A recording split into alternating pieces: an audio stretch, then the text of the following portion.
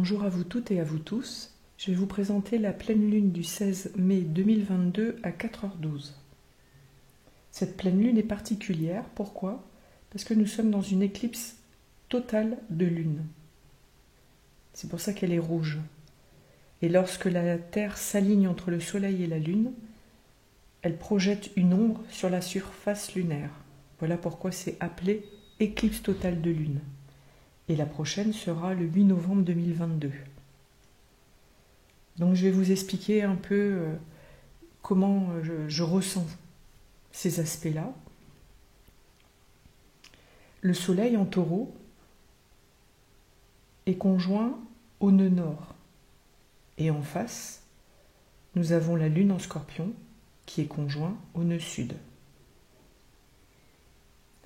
La Terre, l'énergie du Taureau, nous demande d'être bien ancrés, bien enracinés.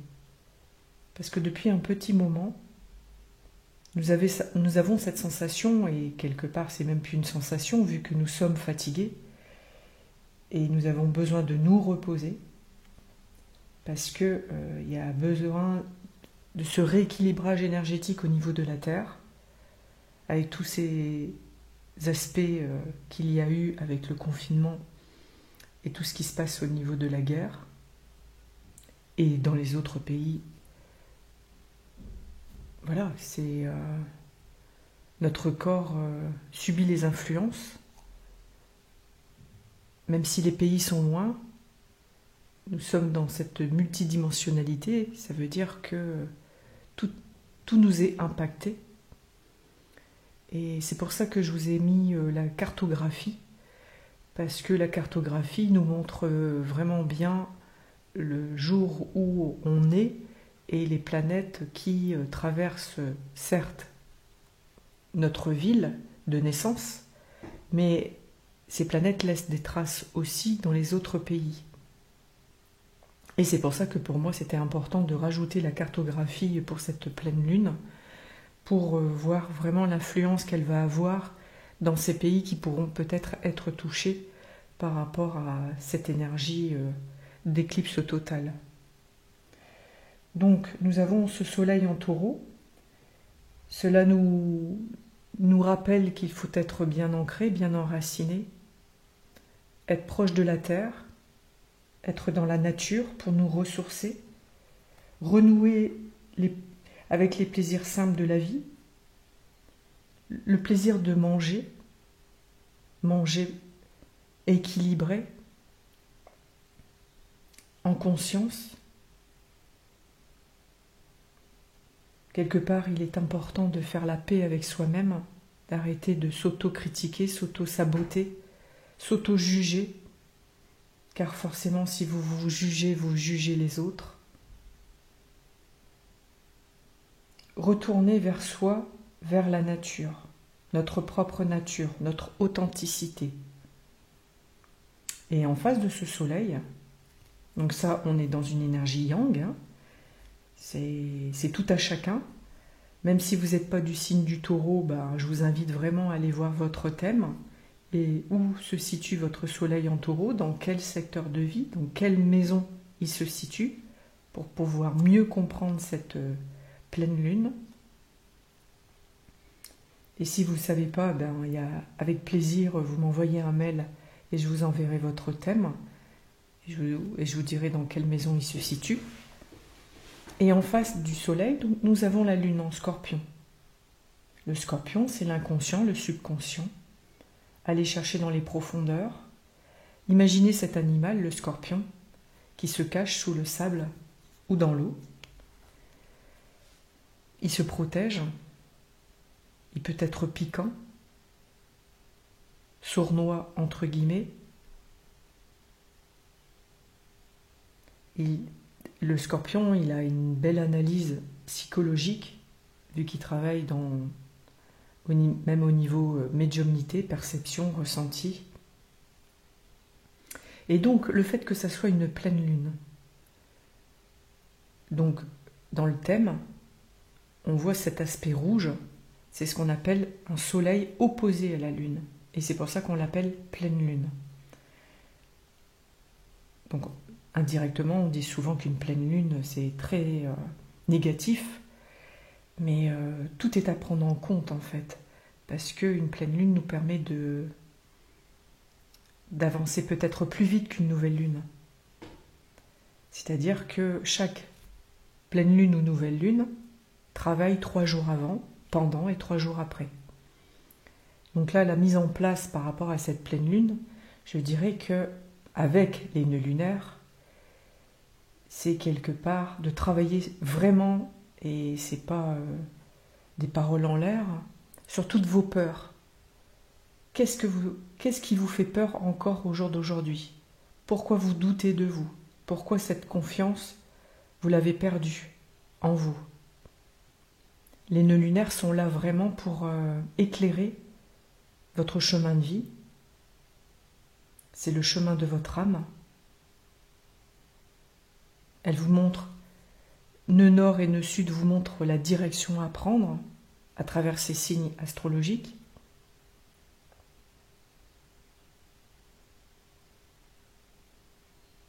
Il est important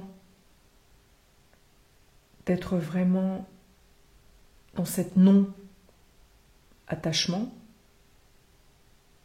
dans cette non-possession, non-punition vis-à-vis de vous-même. Et là, de suite, je pense à ce harcèlement scolaire. C'est l'idée qui me vient. Pourquoi autant de jeunes ont besoin d'un bouc émissaire? Pourquoi? Et pourquoi cet enfant est montré du doigt? Sa différence? Mais tant mieux qu'il soit différent. Nous sommes tous différents, tous uniques. Nous sommes tous venus nous incarner dans ce corps avec cette différence. C'est tellement important.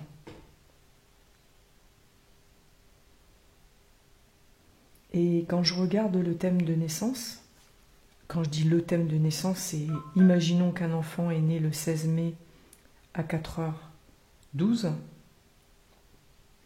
eh bien nous avons Jupiter qui vient de rentrer en Bélier. C'est un Jupiter avec beaucoup d'ambition, d'action, le chef d'entreprise. Il a envie de... Et c'est vrai que j'avais fait une petite aparté sur Facebook, c'est le coaching en fait, c'est le besoin d'aller de l'avant, d'être porté. Alors il aura peut-être besoin, cet enfant, d'être soutenu, mais on a tous besoin d'être soutenus à un moment donné dans notre vie.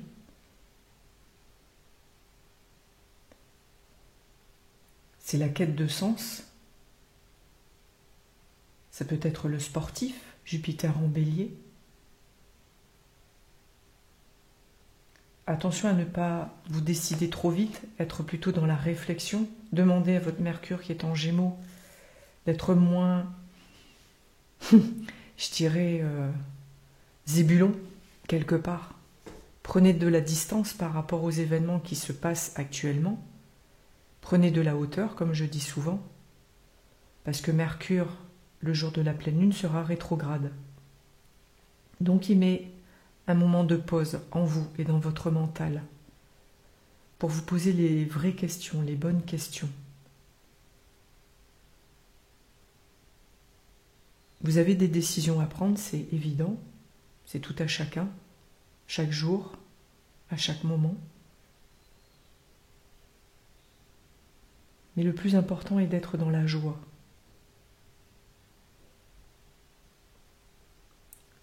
La rate a besoin de joie. Le méridien de la rate a besoin de la joie pour que vous soyez vraiment bien à l'intérieur de vous. Et le bélier, alors si vous êtes bélier, ben voilà, vous avez Jupiter à côté de vous. Pareil, je vous invite à regarder votre thème. Est-ce qu'il est à côté de votre soleil, à côté de votre Vénus, etc., etc., pour qu'il soit porteur. Jupiter est le guide spirituel.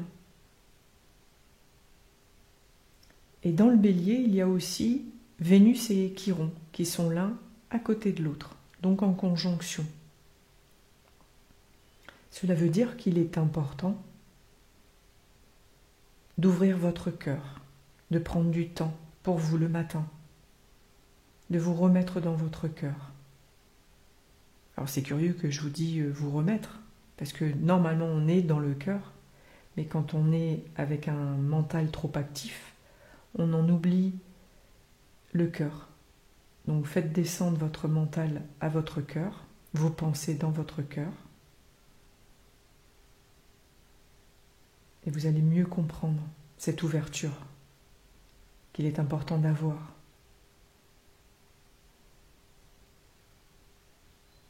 Il y aura de nouvelles choses qui vont se mettre en place, de nouvelles créativités.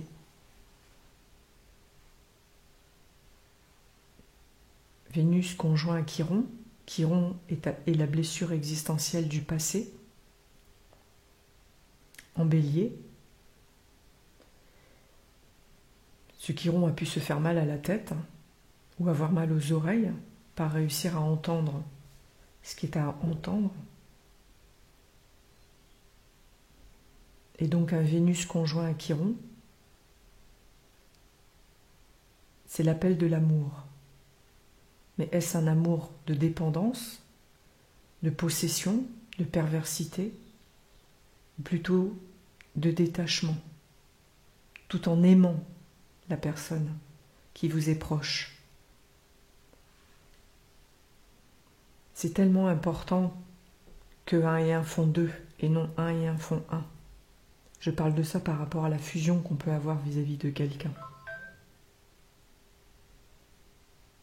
Ça fait écho avec la sonnette.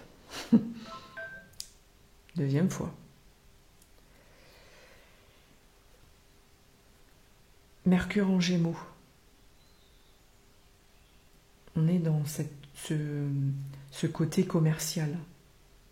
Beaucoup d'entre nous ou d'entre vous se posent la question s'il ne faut pas partir hors France, partir à l'étranger, parce que ça vous prend la tête. Juste écoutez votre cœur et non votre tête. C'est mon conseil en fait, hein. Mais après voilà. Soyez à votre écoute, c'est le plus important.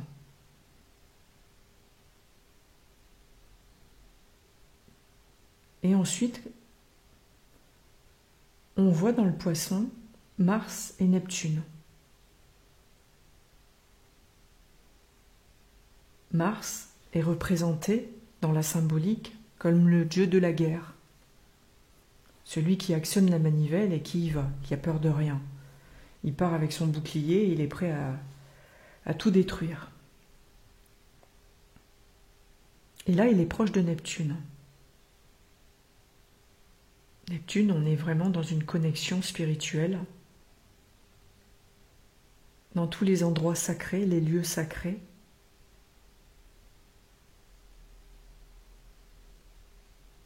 Donc il se peut qu'il puisse avoir de la colère par rapport à la religion, quelle qu'elle soit. Les personnes auront besoin d'aller se connecter ailleurs et autrement.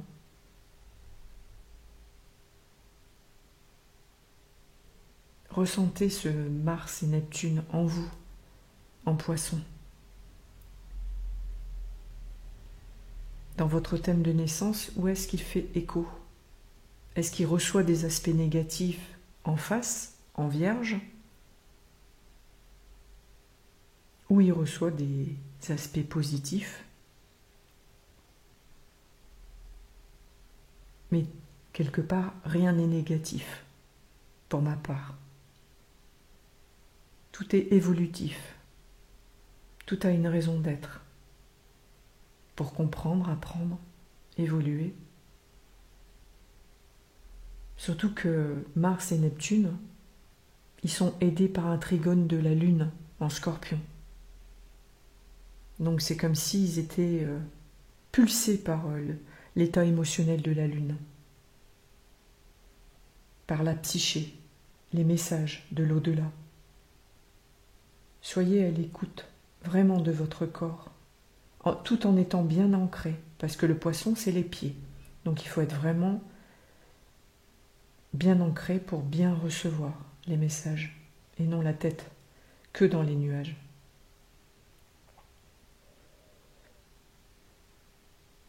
Prenez ce temps simplement.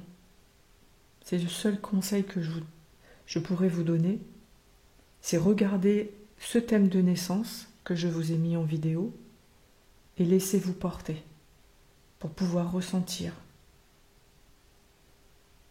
Autrement, vous sortez sur imprimante et vous le mettez sous l'oreiller et voyez comment sont vos rêves. Je vous remercie pour votre écoute et de me suivre. J'ai vu qu'il y avait un peu plus d'abonnés. Et je vous dis à très très bientôt.